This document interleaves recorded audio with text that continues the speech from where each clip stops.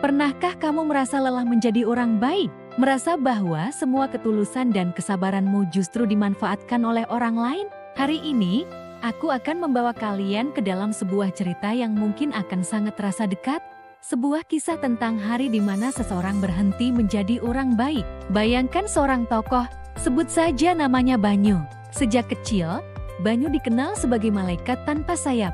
Dia adalah orang yang akan memberikan payungnya di tengah hujan lebat, bahkan jika itu berarti dia harus basah kuyup. Dia adalah telinga yang selalu siap mendengar, bahu yang selalu siap menopang, dan dompet yang seolah tak pernah tertutup untuk teman-temannya. Baginya, kebahagiaan orang lain adalah prioritas utama. Senyum di wajah mereka adalah upah terbesarnya.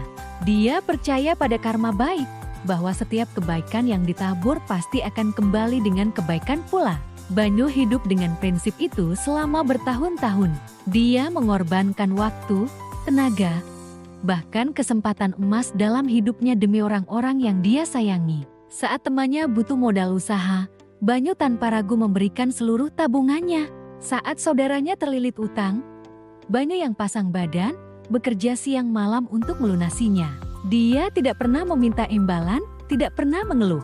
Dia adalah pilar, benteng, dan pelabuhan bagi semua orang di sekitarnya. Orang-orang memujinya, menyebutnya sebagai manusia paling sabar dan tulus yang pernah mereka temui. Namun, di balik semua pujian itu, ada sebuah kenyataan pahit yang perlahan mulai terkuak. Kebaikan Banyu ternyata dianggap sebagai sebuah kelemahan. Ketulusannya dipandang sebagai kebodohan. Orang-orang yang selama ini dia bantu, orang-orang yang dia anggap sebagai keluarga, ternyata memiliki agenda tersembunyi. Mereka melihat Banyu bukan sebagai teman, melainkan sebagai sumber daya yang bisa dieksploitasi tanpa henti. Titik baliknya terjadi pada suatu hari yang kelabu.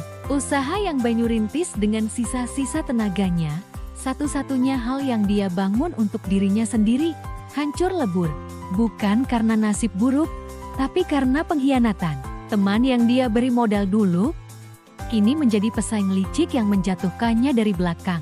Informasi rahasia perusahaannya bocor, klien-kliennya direbut dengan cara kotor, dan yang paling menyakitkan, dalang dibalik semua ini adalah orang-orang dari lingkaran terdekatnya, orang-orang yang setiap hari makan dari piring yang sama dengannya. Ketika Banyu mencoba mencari pertolongan, pintu-pintu yang dulu selalu terbuka untuknya kini tertutup rapat. Mereka yang dulu memujanya kini menatapnya dengan pandangan dingin, bahkan cemoohan. Salah sendiri terlalu baik, begitu bisik mereka. Seharusnya dari dulu sadar. Malam itu, di tengah runtuhan impiannya, Banyu menatap cermin. Sosok yang terpantul bukanlah lagi Banyu yang sabar dan tulus. Matanya kosong, tapi di kedalamannya ada api yang mulai menyala. Disitulah Banyu membuat sebuah keputusan.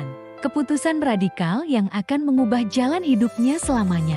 Dia lelah menjadi kaset bagi kaki-kaki kotor mereka.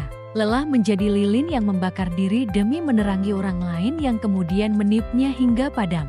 Hari itu, Banyu yang baik telah mati. Dia mengubur dalam-dalam identitas selamanya, bersama dengan semua harapan dan kepercayaan pada kebaikan manusia.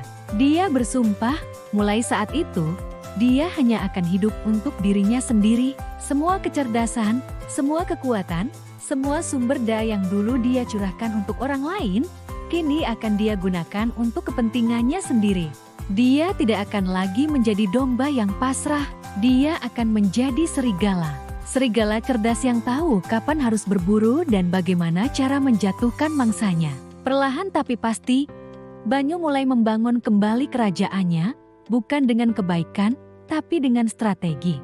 Dia mempelajari permainan mereka, aturan main dunia yang kejam. Dia menggunakan kelemahannya di masa lalu sebagai senjatanya yang paling tajam. Dia tahu persis bagaimana cara berpikir orang-orang serakah dan manipulatif, karena dia pernah menjadi korban mereka. Satu persatu, mereka yang pernah mengkhianatinya mulai merasakan akibatnya, bukan dengan kekerasan fisik, tapi dengan permainan pikiran yang jauh lebih menyakitkan. Banyu menjatuhkan bisnis mereka dengan strategi yang brilian, membongkar kebohongan mereka di depan publik, membuat mereka merasakan kehancuran yang sama seperti yang pernah dia alami. Dia melakukannya dengan senyum dingin, tanpa sedikit pun rasa bersalah. Norma moral yang dulu dia pegang teguh, kini hanyalah kenangan buram. Baginya, ini bukan balas dendam, ini adalah keadilan versi dirinya. Kisah Banyu mungkin terdengar ekstrem, tapi ini adalah cerminan dari sebuah pertanyaan mendasar. Sampai kapan kita harus menjadi orang baik? Apakah ada batas di mana kita harus berhenti memberi dan mulai melindungi diri sendiri? Transformasi Banyu dari seorang malaikat menjadi sosok yang diperhitungkan adalah sebuah perjalanan tragis, namun juga sebuah pelajaran tentang kekuatan dan batas kesabaran manusia. Ini bukanlah ajakan untuk menjadi jahat, tapi ini adalah pengingat bahwa kebaikan terbesar yang bisa kita lakukan adalah kebaikan pada diri sendiri terlebih dahulu. Kamu tidak bisa menuang dari cangkir yang kosong.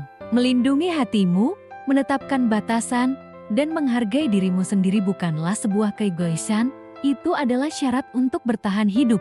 Kisah Banyu mengajarkan kita bahwa dunia tidak selalu hitam dan putih. Terkadang, untuk bertahan di hutan beton, kita harus belajar bagaimana cara mengaum. Jangan biarkan siapapun meredupkan cahayamu hanya karena mereka tidak tahan dengan sinarmu. Belajarlah dari Banyu, bukan untuk menjadi pendendam, tapi untuk menjadi pribadi yang lebih bijak, yang tahu kapan harus mengulurkan tangan dan kapan harus menariknya kembali. Karena pada akhirnya, orang pertama yang harus kamu selamatkan adalah dirimu sendiri. Terima kasih sudah menyimak sampai akhir. Apa pendapatmu tentang kisah ini? Pernahkah kamu mengalami hal serupa? Bagikan pemikiranmu di kolom komentar. Jangan lupa like, subscribe, dan nyalakan lonceng notifikasinya agar kita bisa terus berbagi cerita dan belajar bersama. Sampai jumpa di video selanjutnya.